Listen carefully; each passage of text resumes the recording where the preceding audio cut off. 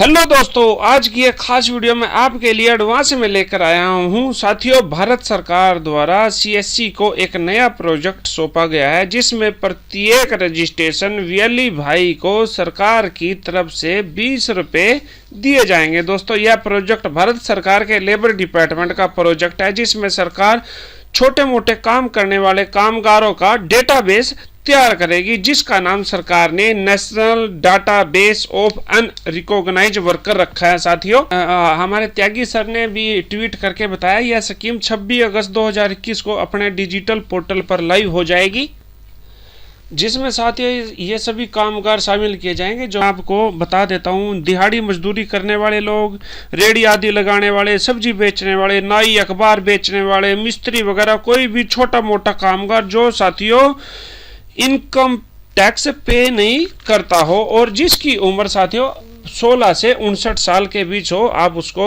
इसमें ऐड कर सकते हो। या फिर उसका किसी भी कंपनी में ईपीएफ एम्प्लॉय प्रोविडेंट फंड ना करता हो, ईएसआई ना करता हो। साथियों यह डाटा जैसे ही सरकार के पास तैयार हो जाएगा तो साथियों सरकार द्वारा चलाई गई गरीब कल्याण योजनाओं में इन सभी अनरिकॉग्नाइज्ड वर्करों को फायदा हो सकता है। सामाजिक स्कीमों का इनको लाभ दिया जाएगा।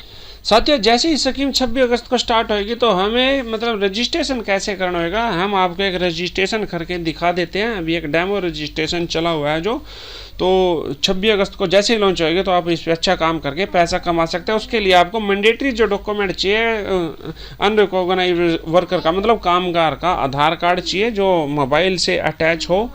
तो एक्टिवेट उसका बैंक अकाउंट, मतलब एक्टिवेट बैंक अकाउंट होता है भी 6 महीने में कुछ ना कुछ ट्रांजैक्शन अगर हम करते हैं तो हमारा एक्टिवेट बैंक अकाउंट रहता है, अदरवाइज हमारा अकाउंट फ्रीज कर दिया जाता है, ब्लॉक कर दिया जाता है। तो एक्टिव मोबाइल नंबर भी होना चाहिए। तो ये सारी चीज़ें तो मैंडेटरी है, पर उसके साथ ऑप्शनल भी है। जैसे आप कोई इनकम सर्टिफिकेट, आपकी इनकम 180 से नीचे है या कुछ भी इनकम सर्टिफिकेट होना चाहिए, आप क्या काम करते हैं वो होना चाहिए, या आपके पास आपकी पढ़ाई का प्रमाण होना चाहिए। ये ऑप्शनल है, अगर आप नहीं भी दोगे तो चलेगा, पर आप कोई भी स्कीम को इम्प्लीमेंट करो तो सभी डॉक्यूमेंट अच्छे से आपने ले लेने चाहिए। साथियों अभी आइए आपको टेस्ट साइट से एक लाइव रजिस्ट्रेशन करके दिखाते हैं। आपने जैसे ही आप पोर्टल को ओपन करोगे, रजिस्ट्रेशन थ्रू सीएससी आपने क्लिक करना है। यहाँ पे आपने अपने क्रेडेंशियल ऐड करने हैं, साइन इन पे क्लिक करना है। उसके बाद हमारे सामने ऐसा इंटरफेस आएगा। ऑलरेडी रजिस्टर्ड जो है उनका आपने चेंजेज करना है, कुछ इसमें कर सकते हो आप ऑलरेडी रजिस्टर्ड में।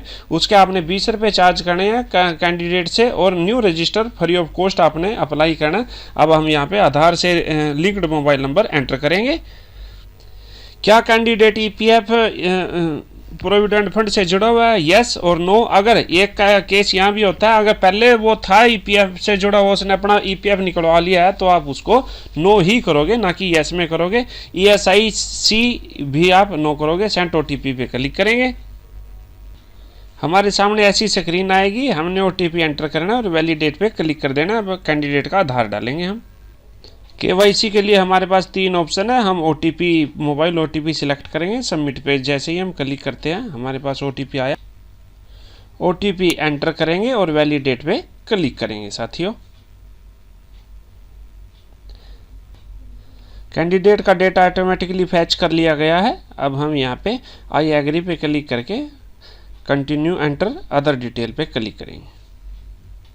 इस स्क्रीन में अब साथियों हम 1 बाय 1 डिटेल एंटर करेंगे। ईमेल, मैरिज है कि नहीं, father name, category, blood group, differently abled no करेंगे अगर बंदा ठीक ठाक है। अगर वो अपंग है तो आप उसमें यस करके उसकी कैटेगरी एंटर करेंगे। नॉमिनी डिटेल एंटर करनी है नहीं करनी वो आपने देखना, पर आपको कर देनी चाहिए। फार्म सही भरेंगे तो ये अच्छा रहेगा। अब हम नेक्स्ट पे सेव एंड कंटिन्यू करेंगे। नेक्स्ट स्क्रीन हमारे सामने, यहाँ पे एड्रेस अपने आप डला हुआ है और हम यहाँ पे स्टेट सिलेक्ट करेंगे। स्टेट जैसे ही सिलेक्ट किया हमने, फर्दर यहाँ नीचे डिस्ट्रिक्ट वगैरह सिलेक्ट करके हम सब तहसील हमारा करनाल और विलेज हमारा खेड़ी नरू।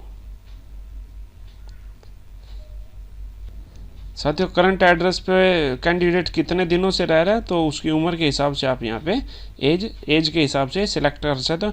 मिग्रेंट है कि नहीं, मतलब कई बार से आया हुआ है कि नहीं, तो आपने यस नो में उसको अप्लाई कर देना। आप सेव एंड कंटिन्यू पे क्लिक करेंगे। अब यहाँ पे हम साथियों एजुकेशन सिलेक्ट करेंगे, जो भी बंदे की एजुकेशन है, और वहाँ पे उसका सर्टिफिकेट अटैच करेंगे। मंथली इनकम का स्लैब सिलेक्ट करना होता है। मिनिमम इनकम 10,000 एंड बिलो है, मैक्सिमम 21,000 से एंड अबव है। अब मंथली इनकम कैंडिडेट की 10,000 से बिलो है। अगर आपके पास यहाँ ITR है या इनकम सर्टिफिकेट बना रखा है तो आप यहाँ पे उसकी कॉपी लगा सकते हो। फिर हम नेक्स्ट पे क्लिक करेंगे। ऐसे साथियों यहाँ पे आपने अपनी ऑक्यूपेशन डिटेल डाल देनी है, जो कि पॉपुलेट होके आपके सामने आएगी, और यहाँ पर आपने अपना एक्सपीरियंस ऐड कर देना है। एक्सपीरियंस के साथ साथ आपने अपने यहाँ पे जो भी आपका उसका ऑक्यूपेशन से रिलेटेड डॉक्यूमेंट्स है वो आप यहाँ पे सर्टिफिकेट अटैच कर सकते हो। और नीचे आप ये जो पॉपुलेट है यहाँ सिलेक्ट करके आप आगे बढ़ेंगे। तो नेक्स्ट पे जैसे ही करेंगे आपने अपनी बैंक की डिटेल ऐड कर देनी है। अगर वो आधार से सीडेड है तो यस आएगा, अदरवाइज नो आएगा। जैसे ही आप तो